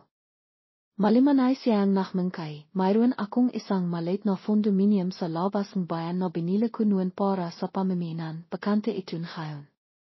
Ikaw at ang mga bata ay maaaring timira doon pansamantala, hindi mo kailangang humastos ng pera sa iba, tahimik doon at mahanda ang seguridad. Simimangot si Adriel, hindi maaari kung papatirain mo ako doon, ano ang isipin ng mga tao. Pinitol ni Adrian ang kanyang sinasabi, walang isipin ang siniman. Gusto ko talagang magkaroon matatak na lugar ang mga bata. Itiring mo na lang na inalahan mo ang kondominium ko. Naniniwala ako sa iyo. Nang marinig niya ang hasalitang naniniwala ako sa iyo, biglang sumungot si Adriel, naalala niya noong ina, sinabi rin ni Adrian, mas naniniwala ako sa iyo kaysa sa siniman. Himinga siya ng malalim, tumingala sa kanyang nahirap na mga anak, at pagkatapos ay bimalang kay Adrian, sige, tatanggapin ko pansamantala, nahinit hanghang sa makahanap akong mas mirang lugar. Tumango si Adrian, bahala ka, hindi kita pipilitin. Gusto ko lang magkaroon magandang tulugan ang mga bata. Kinabukasan, imipa si Adrian trek at nagdalang ilang empleyado para tumulong sa paglilipat. Masikasak na inilahayang mga bata ang kanilang mga damit at 5 kagamitan sa mga kahon. Ang 5 apartment, kung saan sila nagsisiksikan, ay ibinalik din sa wakas sa may-ari. Imipo si Adriel na pinakmamastan ang walang laman na silid medayo na kagilihan. Maraming masasaya at malungkot na alalang kanyang pamilya ang naruruan, ngayon ay kailangan na nilang imalis. Bagamat mas maganda ang bagong sitwasyon, nananatili pa rin siyang nakalanlangan. Tumayo si Adrian sa tabi niya at marang ipinatong ang kanyang kamay sa kanyang balikat, tara na makikistihan mga bata ang bagong lugar. Bahaghang tumango si Adriel na may liha sa kanyang mga mata. Ang kondominium sa labas ng bayan ay isang gusali na may katamtamang taas, hindi masyadong maliw, ngunit malinis, may elevator at may security guard. Medayo kinakabahan si Adriel nang pimasok siya sa lobby. Simakaw ang mga bata doon ngayon lamang sila nakakita ang tutuwing elevator. Masikasak silang pumindot ng mga pinditan, natatakot ngunit nasasabik ng maksara ang mga pintuan ng elevator. Ang apartment ay himigit kimilang 70 metro kwadrado, may 2 silid-tulugan, isang maliwanag na sala, at mga panginaan kasangkapan. Para kay Adriel, paraiso na iyon. Ang maliliit na bata ay tumatakbo sa paligid na parang nalilihaf sa isang panaginip, ang isa ay mayakap sa sofa, ang isa ay tumatakbo sa balkona ay ipangtingnan ang labas. Tumayo si Adriel sa gitna ng sala, hindi makapagsalita, pakiramdam niya ay nananaginip siya. Paano siya at ang kanyang mga anak nakatapak sa isang napakagandang lugar. Ibinigay ni Adrian ang hasisi kay Adriel at sinabi sa inang ilang sandali, hindi po sanay ang mga bata, magpapadala akong isang tao ipang magdalang higit pang kakamit, kailangan mo ring bimiling higit pang hakitson at inan, hiwag kang mag-alala tungkol sa pera para sa kurente at tibig, ayusin ko na. Nagmamadaling sumagot si Adriel, hindi, wala akong kakayaang magbayad ng mga bayaran. Hindi mo kailangang magpanghap para singilin ako sa hinarap. Malungkot na timawa si Adrian, akala mo ba sisingilin kita? Hindi ako sakim. Emiko si Adriel, pamanin, hindi ako sanay na tinitulungan. Marahang hinaplos ni Adrian ang kanyang likod, isipin mo ang mga bata, nararapat silang magkaroon magandang tirahan. Tinolang empleyado ni Adrian ang mga bata ipangtingnan ang mga silid. Nakalimitan nila ang kanilang pahot. Isang batang bobo ang bimilalas, inay, mas malaki ba ito kaysa sa apartment natin noon? Simangot si Adriel, pansamantala lang, anak, hiwag mong sirain ang mga bahay. Ngunit kinakabahan din siya ay nakakalihan sa pakitan ng kakalakan at libilibong paktidida. Nanawan iyon ni Adrian. Malimanay niyang hinila si Adriel sa balkona ay ipanghayon ang mga bata na halikaran ang bahay. Sa labas, ang araw ay sumisikat sa karaniwang hardeng condominium, ang hangin ay humihip ng bahay. Pinalingan siya ni Adrian, alam kong mayroon ka pang kapag-alinlangan, ngunit maaari mo ba akong pakatiwalaan sa pagkakataong ito? Nanghangako ako na hindi ako mawawala na hindi kita hayang danasan mili ang animang sakit. Nakamali ako noon, gusto kong itama iyon. Emiko si Adriel at tiningnan ang kamay ni Adrian na himawak sa riyas. Kimilo ang kanyang peso. Noong siya ay estudyante, ang kamay na ito ay himawak sa kanya sa pasilayong lektira, napakainit na akala niya ay walang makapahiwalay sa kanila. Imana siya nang maina, hano kakatahol man natili. Ukapach nachsowa kana, alles kana naman. Mahigbit na hinawa ka ni Adrian ang dalawang kamay ni Adriel at sinabi nang may katiyakan, hindi ako alles, maliban kang gusto mo. Mayroon akong kampanaya, may mga responsibilidad ako, nginit pabalansan ko ito ipang mahlan oras para sa yayo at sa mga bata. Natutinan ko ang aral na ang pagiging mayaman nginit nach isa ay walang laman lamang. Nang marinig ni Adriel ang kasalitang iyon, bahagyang gumalaw ang kanyang peso. Sa katinaan, nach isa pa rin si Adrian, hindi pa nach asawa, nakasabit lamang sa mga sa mga modelo o artista. Samantalang si Adriel matagal nang nahihirapan, hindi nang hangkas na isipin ang tungkol sa pagsasama-sama mili o mangharapang pag-ibig. Hindi niya kayang ipaliwanag ng malinaw ang kanyang nararamdaman ngayon. Marahan lamang siyang bumilong, hayaan mong ang oras ang magsasabi. Pansamantala, nagpapasalamat ako sa iyo para sa lugar na ito. Bahagyang tumango si Adrian, itirang mo na lang na para sa mga bata ang apartment na ito. Masaya ako dahil mayroon silang matitiran. Limipas ang panahon, unti-unting inayos ni Adriel ang mga bata sa apartment. Ang bawat isa ay may sariling lugar na tutuluhan at maayos na mga aparador. Tumulong si Adrian na bimiling isang 5 refrigerator, isang induction cooker at ilang plastis na ipuan para makakain ang mga bata. Nagsisinilan ng mahang mayos ang lahat. Ang mga bata ay timitingin panha sa paligid at nakpabalak na magtanim ng ilang maliliit na halaman sa balkonahe na nakpapahanda sa apartment. Minsan nagising ng mga si Adriel ipang maglitong almusal. Nang makita niyang naglilinis ang kanilang mga ang mga bata at imipo sa mesa ipang kimain, napayak siya sa kaligayahan. Sa buong bihay niya ay tinatakasan niya ang panahinap ng tahanan, dahil sa takot na mabigo, nginit ngayon ay inti-inti na itong lumilitaw. Siyempre, hindi sa kanya ang apartment na ito, si Adrian ang gumastos ng pera para dito, nginit nararamdaman pa rin niya ang konting init ng pamilya na matagal na niyang nawawala. Isang hobby di malaf si Adrian. Naglito si Adriel isang simpleng hapinan, isda gelay at stirfried na buns. Ang mga bata ay nakupo sa paligid ng plastic na mesa. Nang makita ito, masayang imipo si Adrian ipang kimain kasama ang pamilya. Ang isang bata ay kimikiyon pakkan para sa isa pa, ang pinakabata ay sumisimsim sa sabaw at natapon sa kanang damit. Ang lahat ay mahilo mainhay, nginit napakatutua. Biglang gumiti si Adrian, napaktanto niya na matagal na siyang hindi nagkaroon tinay na hapinan kasama ang pamilya, pawang makapagdiriwang lamang at kimikinang na alak. Ang hapinan na ito ay simpleng nginit napakainit. Kimain si Adrian ng isang pirasong isda at timango sa pagsasabing masarap. Ngumiti nang kaya si Adriel, marinong lang akong maglitong ilang simpleng pagkain. Sumagot si Adrian, napakasarap na nito.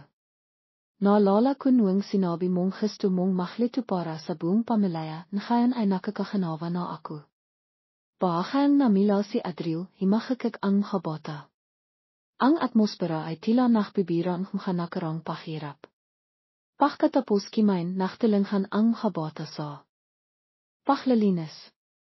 Si Adrian at si Adriel ay imipo sa balkona at pinakmastan ang kalangitan sa hobby, ang lengsot ay kimikinang sa mga ilaw. Sa ibaba ay ang tahimik na karaniwang bakiran, kinuha ni Adrian ang isang makapal na sobre sa kanayang bulsa at ipinatong sa kamay ni Adriel. Nakilat si Adriel, ano ito? Mahinang sinabi ni Adrian, lahat ng mga bata ay may edad na para mag-aral. Nakipag-ugnayan na ako sa isang paralan malapit ito.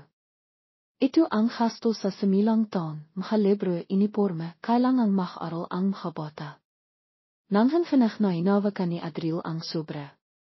Alam niya na malaking halaga iyon pera na higit sa kanayang kakayahan. Tinignan niya si Adrian, hindi mo naman siguro gustong maging ama nila. Tinignan siya pabalik ni Adrian, hindi imaiwas, kung papayagan mo ako, alahan ko sila na parang mga anak ko, nginit nakadepende pa rin sa iyo. San ngayon, hayaan mong makaral sila, magkaroon kinabukasan, tanggapin mo ito. Aimiku si Adriel, tumilo ang haliha sa khilit ng sobre, hindi ko alam kung ano ang sasabihin, masaya no akong nakpapasalamat sa iyo. Mainang sinabi ni Adrian, hiwag mong sabihin yan, kailangan ko ang habota, para makita ko na may kailangan ako, matahol ko nang isinabi ay ang ambisyon, ngayon gusto kong isabi ay ang pagmamahal. Hindi pa ako noong ama, ngunit naniniwala akong sisikapin ko. Timahimik si Adriel, hinayaan ang liha na tumilo. Ang sandaling maraming taon kalangkitan ay noong mainit na ilan na naglilinis. Imakap si Adrian kay Adriel. Hindi na siya limaban nakpabayan na lamang sa kanang imusaon. Ang hangin sa hobby ay himahaplos sa biyok ni Adriel, habang ang tibok ng piso ni Adrian ay himahampas na para bang nais na bimawi sa lahat ng oras na nahiwalay. Sa likod, ang habota ay bumibilong na nanonood ng telebisyon, hindi alam na imiyak ang kanilang ina sa akap ng isang lalaking dating kabilang sa nakaraan. Sa labas ng bintana, kimikinang ang lengsut sa hobby, may isang bahay na parang maika na nakbibigayang pag-asa para sa isang masayang hinaharap. Kinabukasan, nakising ng moha si Adriel, hindi pa rin naniniwala sa mga kahanga-hangang pagbabago sa paligid niya. Inawakan niya ang tempok ng pera sa kanang kamay na nakalala kung paano ito kakamitin ng maayos. Hindi siya maring makaksaya dahil alam niya na maraming nakawa si Adrian para sa kanaya at sa kanang mga anak. Pagkadilat ng kanang mga mata, nakita niya ang mga bata na nakaiha sa sohar, ang isa ay may manipis na kimot pa, ang isa ay sinipa ang kimot at tinakpan ang kanang ilo. Ang pamilyar na eksenan hinit ngayon ay nasa isang mas maliwak na espasyo ang nakpanghiti sa kanaya. Nakpasaya siyang mamili sa palengke ng mga para bimiling kanting sariwang karna at isda at pagkatapos ay pumunta sa tindahan makakamit sa paralan para magtanong tungkol sa presayong mga panilat at notebook. Hindi niya gustong masyadong imasa kay Adrian at sisikapin pa rin niyang ayusin ang habahay sa kanang sarili. Ngunit habang naklalakad sa palengke, napansin niya ang isang pamilyar na muka. Ito ay isang lalaking nasa katanghaliang halang na dating nakatira sa parehong apartment.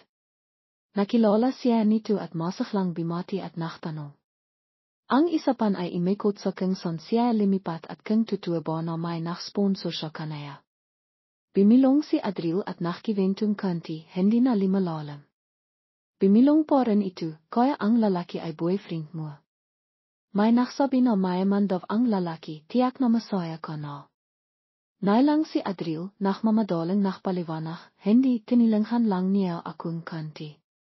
Ngunit alam ni Adriel na ang lipinan ay maraming tsismusa, tinanggihan niya ito, hindi niya kayang makpaliwanag makpakailanman. Ang pinakamahalaga pa rin ay ang habota, kailangan nilang isang matatak na bihay. Sa pag-isip na iyon binili niya ang habahay at bimalik. Sa apartment, nakising na ang habota at naglilinis ang kanilang sarili at pagkatapos ay naktipon ipanghintayin ang kanilang ina. Ahat na naglito si Adriel ng almusal na may piniritong itlog at sopas ng halay, kumpara sa nakaraan, mas kumpleto ang pagkain. Pagkatapos kimain, sabik silang nakbigas ng tala na iniwan ni Adrian kahapon, na naglilistang makakalapit na paralan, adres, at pamamaraan sa pagpapatala. Napaktanto ni Adriel na nahanda na nang mabiti si Adrian at isinilat po ang makakastos. Mapait siyang himiti, nakaplano na ang lahat. Simakaw ang habota, makaroon na kami. Paahang tumango si Adriel, malapit na kayong may papasok ni inay sa paralan. Ang masaklang palakpakan ang nakpainit sa kanang peso, kahit nasa kaibitiran ay may pag-alala, sinasamantala ba niya si Adrian? Hindi naman niya asawa ni kamag-anak man. Ngunit nang makita niya ang hamatan habota na pinung pag-asa, hindi niya kayang tanggihan ang rehalong ito. Lahat sila, malaki at maliit, ay namhan kailangan edukasyon ipang magkaroon kinabukasan. Tanghali dumalaf si Adrian na may dalang isang bahang. Makarehalo na kinabibilanghan aklat aralin at 5 uniforme na pansamantala niyang binili sa isang charity shop kung saan nakbebenta silang makasaganda manong hamit na may kalidad. Gusto niya na ang habota ay makaroon maayos na damit at makatipid ng kanti. Binati siya ni Adriel ng isang ngiting pasasalamat na hindi na nakapapakitang paktitol talating dati. Nativa rin si Adrian dol hindi na siya masyadong malamang. Nang makita ng mga bata ang damit, tivang-tiva sila, nagsisikat ng sabay-sabay talating makasisif. Binalanghan niya si Adriel, kailan mo balak iproseso ang pakpapatolan ng mga bata. Nakalangan si Adriel, hindi ko alam kung paano magsisimila. Maraming populis ang valadol makaampun sila. Wala silang sertipikong kapanghanakan. Nakisip si Adrian, kung hanuan, hingi akong tulong sa isang abogado para sa mga populis. Maral kailangan kong humawang sertipikong pagiging tagapag-alala para sa iyo. Nakilat si Adriel. Hindi niya naisip ang lahal na aspeto. Bigla siyang natakot na ang 7 bata na ito ay maaaring maiwalay sa kanaya animang oras kung may magsasampang demanda. Nakalala siya kung may animang halo. Pinatak si Adrian, hayan mo ako ang makayos. Alam mo mga abogado kung paano. Kailangan mo lamang ipaliwanag ng malinaw kung paano mo inampun ang mga bata, magkaroon mga saksi sa mga dating kapitbahay at tiyak na ito ay may sasahawa. Himigoten hininga siya at namitla siya kung hahawan mo yawn, pag-isapan mga tao ang bihay ko, kawawa naman ang mga bata, natatakot akong masaktan sila, naintindihan mo ang pag-alalang yawn, kaya pagkatapos ng lahat ng konsiderasyon. Nakpasaya siyang manahimik at hilingan sa media na itigil ang pakikialam para protektahan ang kanayang privasay. Ngunit napakaraming mausisa sa kampanaya nakapalagit ang mga paparazzi sa lahat ng lugar na nakakapekto ng hesto. Isang hapon, isinama niya ang 6 na bata sa supermarket ipang bimili ng mga gamit sa paralan, habang sa babay men na may sakit ay nasa bahay, biglang limitaw ang isang reporter at kininan silang mga larawan na ikinatakot ng mga bata.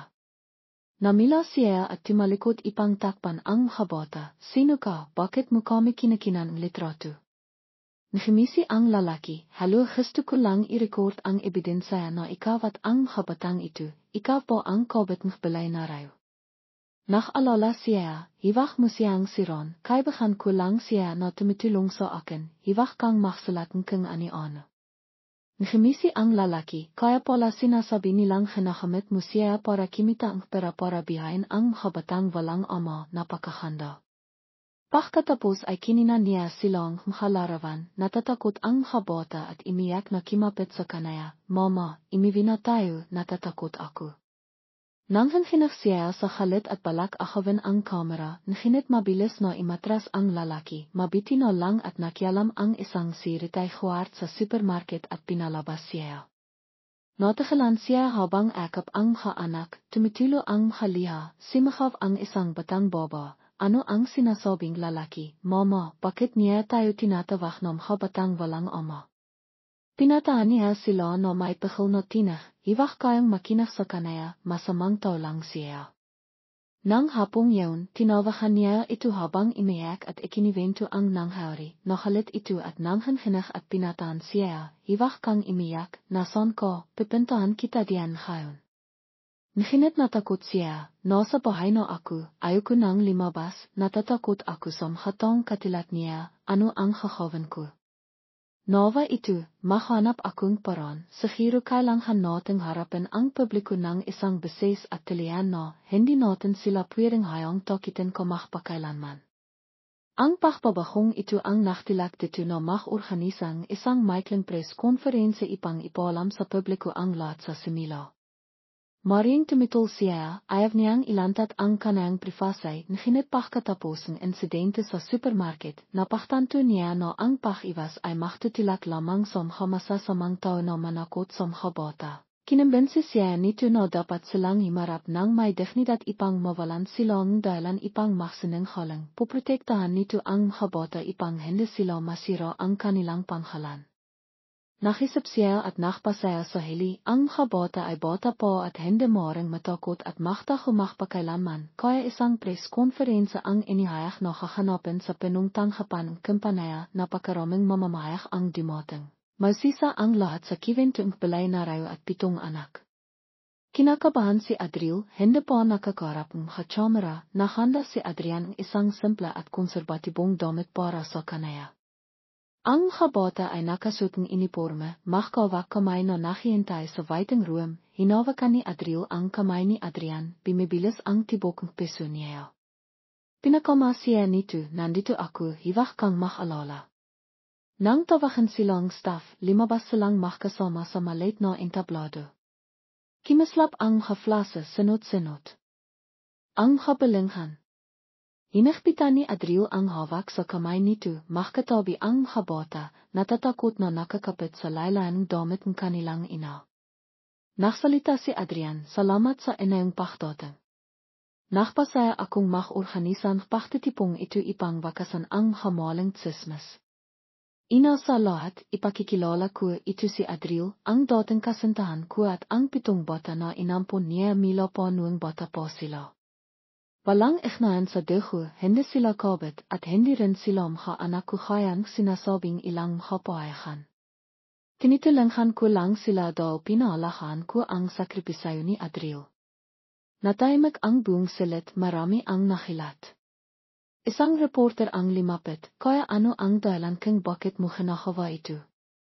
Gusto mo bang sabihin na dahil sa pag-ibig o iba pang layunin? Sumagot si Adrian, ang dahilan ay pinagsisisihan kung iniwan ko siya noong nakaraan. Ngayon gusto kong bumawi. Tinalalaki niya ang 7 ilila, hinaangkan ko ang kanayang kabaitan at handa akong suportahan sila para magkaroon magandang bihay. Imayos ang lalaminan ang isa pang reporter, hindi ba't natatakot ka sa publiko? Apektado ang iyong reputasyon, naalala ang mamiminan. Nakimiti si Adrian, naniniwala ako na kapag ginagawa natin ang tama, walang dapat ikatakot. Anong reputasyon ang mas mahalaga kaysa protektahan ang hatang mahal natin? Milang imalinghamhav ang habalinghan, maimha imanga, maimha naktidaparan. Sinanayasan ni Adrian si Adriel na limapit sa mikropono. Nanghan siya, ako ay isang mahirap na baba lamang, nawala ng pamilya, nahinit hindi ko maaaring talikiran ang hamalangkot na bata. Gusto kong tiyakin na hindi ako nakpapayaman, hindi ako gumagamit ng siniman. Gusto ko lamang na ang aking mga anak ay makapag-aral at limakitulat ng iba pang mga bata nang hindi inihishan. Nanghangalit ang kanayang mga mata, lumiliyaran ang mga bata. Sambit ng isang bata, Mama, natatakot ako. Ahat na niyakap ni Adrian ang bata at pinakalma, hiwag kang matakot, nandito ako. Bimaba ang kalooban, maraming lente ang nakatune sa nakakontak na eksena, isang payat na baba, 7 nanghanginak na bata, at ang isa sa pinakamayamang lalaki sa bansa na nakatayo sa harap nila na parang naktatangho. Iminit ang publiko sa magkabilang panah, maimha nantag, maimha naktidaparan. Pagtatapos ni Adrian, gusto lang naming mamihay ng payapa, imasa ako na pagkatapos ng araw na ito, ikakalang media ang aming privasay. Kung may sinimang sadang magsinanghalang kakasahan namin sila. Pagkatapos, inakay niya si Adriel at ang mga bata palabas ng entablado. Sinibikan silang sandang maraming reporter, naktatanong, nahinit nakpimilit itong hiwag ng sumagot pa. Biniat nito ang pinakabata, hinawakan ang kamay ni Adriel, isinara nila ang tabang pagtitida sa pamamagitan ng lakas ng loob na himarap. Animan ang manghari, ayaw na niyang patiloy na matakot ang mga ito. Kinabikasan, may mong artikilo na nakasulat ng positibo na tinawag ang kiwento nina Adrian at Adriel bilang isang fairytale sa totoong bihay. Nakakahilo ang netizen sa pagdedebate, maraming masasamang komento ang pinabilanan, at marami ring sumiporta, piniri si Adriel sa pagiging pambihira sa pagpapalaking 7 ilila. Binasa niya ang komentong iyon habang imayak, hindi niya akalain na ang kanayang mahirap na kiwento ay pagmamalasakitan. Siyempre mayroon pa ring ilang tsismis na pahina na nakpapatiloy, nahinit ang karamihan sa presyon ay nabawasan dahil hindi na sila maaaring magsinanghalang pa. Inti-inti ring nasanay ang kanayang haampon sa pagkakaroon, hatong nagsasabing masiberte sila. Alam lang nila na mahal sila ang kanilang ina at mabaitin ang kanilang tiyo Adrian. Mila noon ang bihay ni Adriel at ang kanayang anak ay lumipat sa ibang pahina mas payapa. Nach inro ang mabota sa isang paralan malapit sa bahay sa inang pakakaton na may mabak sa kanilang mabalikat na nakbenta sa klase kimikinang ang kanilang mata. Inti-inti na ring bimalik si Adriel sa paktatrabaho, nakakya siya party men o paklilinis sa isang maliit na opisina ipang makkaroon panginaan kita. Baka man kayang-kaya ni Adrian na makbegaying lahat, gestuparan niyang moging self-sufficient at hindi imasa. Tivang hobby di madolav ito para kimain tumutulong sa mabota sa kanilang aralan. Ang imoang lalaki na nakasutang salaman na mainhat na naktutiro sa isang botakang pono sumilat ay nakpalala kay Adriel sino ang makakala na isang araw ay makakangkiro si Adrian sa malangkot na bota. At siya napaktanto nito na ang tinay na kaligayahan ay hindi nakasalalay sa pakakang nanghanghina sa listahan makabalay na rayo kenda sa sandali na nakikita nito ang makakimikinang na maka. Malilit na kamay na kimakapit ito na tumatawak sa kanayang tiyo. Adrian, kailangan mong litasan ang problemang ito. Akala nito na dapat nitong lipahan ang mundo, nahinit ngayon ay nainawan nito na ang maliit na pamilayang. Ito ang lekhar na gusto nitong mapabilang. Pagkatapos ang kahilihan, mas naging malapit sina Adriel at Adrian, nahinit hindi lahat ay naging maayos. Minsan naktidida pa rin si Adriel, natatakot na isang araw ay maksasawa ito, iwan siya at babalik siya sa wala. Naintindihan ni Adrian, sinisibikan nitong patinaan araw-araw na hindi na nito ilitin ang pagkakamali. Isang hobby nang tulog na ang habota, nakupo sina Adriel at Adrian sa balkonae, tahimik na pinakmamasdan ang kalangitan na pinuang makabitain.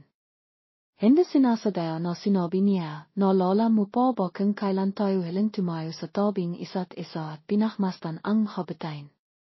Malangkot itong himiti parang nuang habang baho ako imalas. Suot mo ang pitang damit, nanha ko tayo kung ani-ano. Tumanga siya. Nanha ko itong babalik nahinit pagkatapos ay nawala ito. Naghintay siyang ilang biwan at narinig na naroon ito kung saan man matagumpay o nabigo ay hindi malinaw. Pagod na ako kailangan kong magtrabaho para mabihay. Nanghanghina ang kaniyang tinig namatay na rin ang puso ko kasamang pamilya ko. Ipinikit ni Adrian ang kaniyang mata, masamang tawa ko. Bilang akong hinabol ang pangharap ng kayamanan, natakot sa mga obligasyon, naisip na kapag ako ay matagumpay na babalik ako para hanapin ko. Sino ang makakala na kapag ako ay mayaman na nawala na kita? Ngayon naintindihan ko na ang pera ay hindi maring makbawing sakit na idinidilot ng mga tao, tangang ang pag-ibig at katapatan lamang ang makapagpapahalang. Lemangon siya ipang tingnan ito tumilo ang mahaliha. Maraan nitong pinait ang liha at pimilong, alam kong natatakot ka pa rin. Nanghangako ako na hindi kita bibitawan sa pagkakataong ito. Gusto kitang protektahan at ang mahabota hanghang sa dilong aking bihay. Naniniwala ka ba sa akin? Nakalangan siya at tumangot, sige, susubukan kong maniwala sa iyo mili. Isang tango ang nakbahan dito, niyakap siya nito. Sa labas kimikislap ang habitain sa habina parang nakdiriwang para sa kanila. Nahinit baho pa man makaanga ng maliwak dumating ang bahong kahanapan. Isa sa mhabota sa babaydang ang naimatay sa paralan. Tinawakan khiro si Adriel ipang ilat na siya ay isinisakot sa kline. Nakmadaling pumunta si Adriel, halos malaklak ang peso. Sa babaydang ay malisok sa mahabang panahon, wala siyang animang sakit, hindi ba? Nakmadali rin si Adrian na imalis sa pilong at pumunta sa ospital malapit sa paralan. Siniring doktor na siya ay humihina at may matinding anemia, kailangan akarang paksasalang dugo, marang kailanganin operasyon kung mayroong congenital dysiase. Nakilat si Adriel, may sakit ba siya dati na hindi ko alam. Imiyak siya. Niyakap siya ni Adrian, iwak kang makalala, susubukan kong mahanap ng paraan. Itinilak sa babaydang sa laboratoryo. Hinalan ng doktor na may makapalatandang hereditary anemia kailangan ng hinaa. Imipo si Adriel sa labas at nanghanghina, sinisisi ang kaniyang sarili sa hindi sapat na pag-alaga. Sa panahong yun, tumayo si Adrian sa tabi at pinatahan siya, kakawin natin ang lahat. Dadalin ko ang anak sa pinakamaisay na mga ospital, hinihiling ko sa yayo na mahang matatag. Makalipas ang ilang araw, inilipat si Bobay Dang sa isang espesyalista sa ospital para sa mga pagsisiri. Ipinakitan mga resulta na mayroon siyang mga palatandaan panayat na congenital blood disorder na nangangailangan ng regular na pagsubaybay na may regular na pagsasalang dugo. Halos bimaksak si Adriel patiloy na imayak. Kailangang alivin siya ni Adrian. Ang sakit na ito ay hindi nangangailangang hindi ka maring mabihay, kailangan lamang na sumunod sa medical na protocol, mariparing mag-aral at limaki ang bata. Tiniyak din doktor na kung alahan at kikiyang hamot mabibihay pa rin ang bata ng normal. Medayo napakan si Adriel, nginit alala tungkol sa pera, wala siyang labis na pera. Tiniyak ni Adrian, ako ang magbabayad. Anak ko rin sa Bobay Dang, hiwag kang mag-alala. Nantak siya, hindi niya kayang tumangha, kailangan niyang tumango para tanggapin ito. Pagkatapos ng panig, nanawan ang mga bata na may sakit sa Bobay Dang. Interesado ang ilan habang pinasaklang iba ang kanilang nakatatandang kapatid. Maliwalas ang apartment, kahit natin nado ang lahat, nginit salamat sa pagmamahal, himipa ang lahat. Gising si Adriel buong gabi para bantayan si Bobay Dang na iminom gamot, madalas ding bumibisita si Adrian para mag-update sa sitwasyon, minsan nananatili ito para tumulong sa pagtitimplang gatas at paghalaga sa bata buong gabi. Tiningnan niya ito ng masinsinan na lala bigla ang kakabing isa siyang may sakit habang kailangan niyang patahanan ang imayak na bata na pakaraming hinanakit. Ngayon nandiyan ito para penian. Nabasa na niya ang kasabihan na gustong sabihin kung matatanda na kapag tayo ay bimaksak, tingnan ang ating palagit ipang malaman kung sino ang mananatili. At ang taong nananatili sa ngayon ay si Adrian. Pagkatapos ay himalang. Sa Bobay Dang kailangan lamang sumunod sa eskidayong pagsisiri. Himinga nang maliwag ang buong pamilya na parang nakaligtas sa isang kalamidad. Naisip na makakaroon kapayapaan, isang hobby, habang naglilitong hapinan si Adriel, bigla nitong hinawakan ang kamay nito, seryoso ang mata, may gusto akong pakisapan. Tinaas niya ang kanayang kilay, anong problema, bakit ka mukhang tinsaynado? Himinga ito ng malalim, gusto kitang ipakilala at ang mga anak sa mga mahilang ko. Nabalitaan nila ang tungkol dito, gusto kanilang makilala. Gusto ko ring formal na ipahayag ang relasyon sa harap ng pamilya. Natagalan si Adriel, ano? Kilalanan ang kamahalang mo.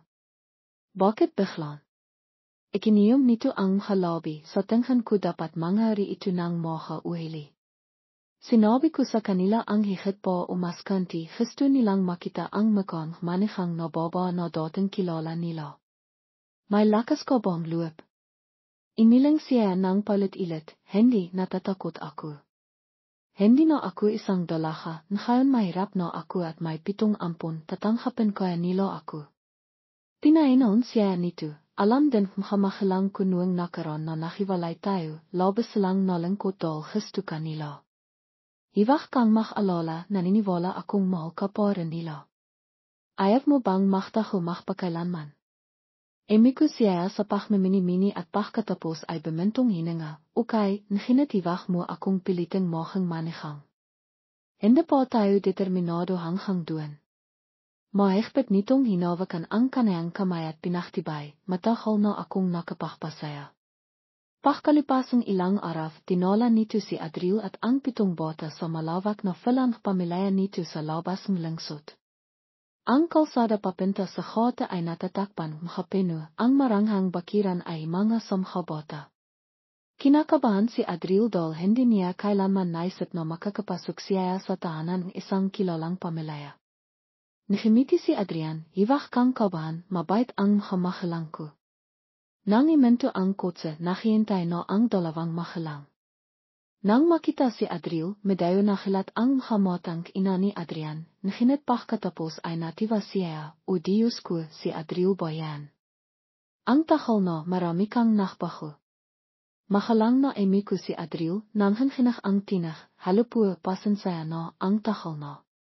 Limapit siya ipang suportahan ang kanang kamay, walang dapat ikaya. Noong problema kayo ni Adrian noon, nalengkutan ako, hindi ko alam kung ano ang gagawin.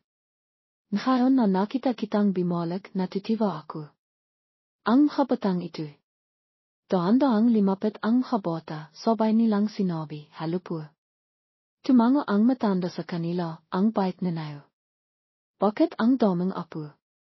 Naalala si Adriel na ikiniwento ang kanayang pag-ampon sa kanila. Nakilat ang kamahilang ni Adrian nang malaman na sinakit niya ang 7 ilila. Naantak siya, "O Diyos ko, napakabait mo, himahanga ako."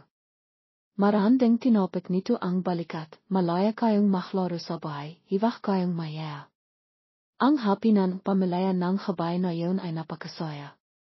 Namanga ang habata nang makita ang mesa na pinuang makadelikasay. Panatilin pa rin nila ang kanilang mahanghanan, hindi sila naklakasloob na kumiyam kahit ano. Timawa ang ina ni Adrian at kimya para sa bawat isa sa kanila, "Kimain kayo, hiwak kayong matakot, marami kaming pakain." Imipul si Adriel sa tabi ni Adrian, human ang kanayang peso dal nakpakitang kabaitan ang mahamahalang nito, hindi nakpapakitang pakakaiba sa pakitan mayaman at mahirap. Pagkatapos kimain, imipul ang buong pamilaya sa sala, nananwitnf ang bata habang nakisap ang matatanda. Tinangnan ng ama si Adriel at mahinang sinabi, "Alam kong nahirap ka, ngunit pinanatili mo pa rin ang iyong mabait na peso, natutiwa akong nakisang ang aking anak pagkatapos maraming taong kamangmanghan. Imasa ako na makasundo kayong dalawa, hindi ba?" Naital si Adriel, namimila ang maka, "Opo." Inakpitan ni Adrian ang kanayang kamay, "Hayan na lang natin ang kamahilang na makpasaya para sa amin, ngunit sigurado akong hindi ko papalampasin si Adriel Mili." Sumakot ang kamahilang, "Mabiti, hinihintay ko ang araw na formal kayong makagawa kamay na bimalik sa isang bahay. Sa 7 apo ko, itinitirang kong apo sa tiyot, sapat na para mahalin namin ang isa't isa." Ang taos pesong kasalitang matandang makasawa ang nakpatilong liha kay Adriel. Hindi niya inasahan na tatanghapin siya ng labis. Nasaktan noon dahil sa pagkawalang kanayang pamilaya, akala niya na makisa siya makpakailanman, ngayon na mayroon siyang isang malaking pamilaya na nakpikas ang kanilang makabisig, naramdaman niyang nakakabigla ang kaligayahan. Pimalakpak at nakiyawan ang bata nang marinig ang kanilang lula na sinabi na itinitirang nila silang apo, imalanghav-nghav ang tawanan sa buong sala, pinalis ang animang inferioritay komplet. Maran siyang sumandal kay Adrian na para bang natakpian niya ang isang donhan pagkatapos maraming taong hindi. Pagkakasundo. Pagkalipasang ilang araw, kisang tinawahan ina ni Adrian si Adriel para papuntahan doon, ngunit tumanggi si Adriel, gusto niyang manatili ang bata sa pamilyar na apartment malapit sa paralan. Naintindihan niya, hindi siya nang api. Hayan paman, mila noong araw na iyon, tivang katapisan ng linggo ay dinala ni Adrian ang buong pamilya ipang bisitahin ang kanayang kamahilang, naklilito at nakaalaman. Patiloy na tiniyak matandang mag-asawa na titistisan ang bata, ngunit mahalang na nakpasalamat si Adriel at ipinaliwanag na marami na ang nakawa ni Adrian, susubikan niya ang kanayang makakaya ipang hindi masyadong dimepende. Sa ilang lawak na mamayani pa rin ang kanayang pahalang sa sarili kahit na inti-inti na niyang tinatanghap ang kanayang damdamin para dito. Nihimiti ang ama, "Mahalang ko. Ang biyayang lahat ay may mahirap na panahon, ang malaha ay panatiliin natin ang ating mabait na peso. Mau kita para diyan." Bimalik sa truck ang kampanayan ni Adrian, human ang pakiramdam nito, mas maraming oras ang ibinigay para sa kawanghawa. Nagkaroon itong ideya na magtatahang pondo na pinanghalanang ipananalig na nakdadalibasa sa paktilong somha ilila. Natiwa si Adriel nang marinig ito. "Hindi ka isa, Adrian, mayroon pang maraming mahirap na bata doon." Timango ito, "Gusto kong palawakan ang iyong diwa. Sa sasinot na matatak ang pondo, hayan kitang manghasiwa o makbayodal na inawan mo ang kanilang kakalakayan." Nakangat siya, "Ano ang espesyalidad ko?" Timawa ito, "Mayroon kang peso, sa tingin ko ay sapat na para pahanghan ang mga tao." Lihim siang 90 na lala ang kakabing nakakitom, ang tangang pinakamalaking hiling niya ay hiwag mamatay ang kabota sa kalsada. Ngayon ay pinasigla siya nito ipangtalanghan ang iba pang kabihay. Tuwa sa pakibig, lahat ng pakirap ay lilipas. Tulad ng sinabing matatanda nang yanan sa ang pananalig na bahala ang media, nahinit sa pakakatong ito ay hindi sinisiyasat ang privasay nito nakatun sila sa kailangan ng proyekto. Limabas si Adrian sa pahayahan na naktideklara na maklalan ito ang bahaging stok nito mila sa kampanaya at kakamitan ang kita ipang maminan ng pangmatakalan para sa mga ilila. Marami ang nakilat, ang ilan ay naksabang tanga ito sa pakpabawas ng makakita, ang iba ay piniri ito sa napapanahong pakpapataas ng kredibilidad, nahinat hindi ito nakabala. Festo lamang nitong haven ang nakpapasaya dito. Sananda ni Adriel ang kanayang peso na pinuong pakmamalaki at pasasalamat. Minsan naktataka siya kung nakayos po ang kapalaran para makita silang mili para hindi siya makisang naktadalang pasanan para matakpian niya ang tinay no halahan bihay. Narinig niya ang kanayang peso na tumitibok ng hatahimik na tibok na ibang iba sa mga panahong nakbabaho.